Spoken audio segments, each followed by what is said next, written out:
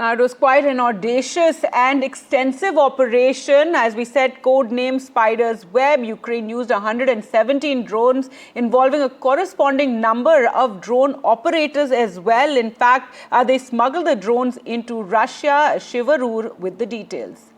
Operation Spider's Web, Ukraine's audacious drone strike up to 4,000 kilometers deep inside Russian territory, will go down in the history books of military operations.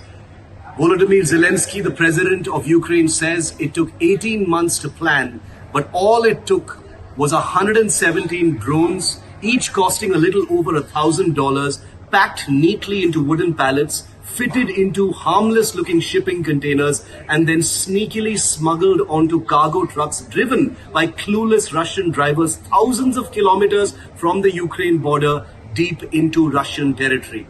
Russian intelligence didn't have a clue about this. Drone operators operating each one of those drones packed with warheads or munitions were able to fly from those trucks after the lids of those trucks were remotely deployed using satellite communications, and drone operators who were brought very close to the sites, obviously under great secrecy by possible special forces of Ukraine.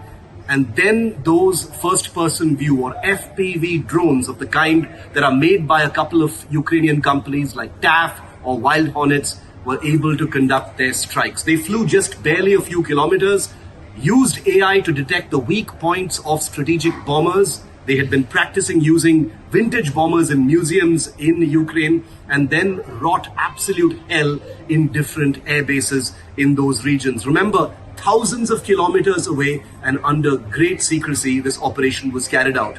The net result, drones costing just over $1,000 were able to inflict damage worth potentially billions and theoretically wipe out at least a third of Russia's nuclear bomber strategic fleet.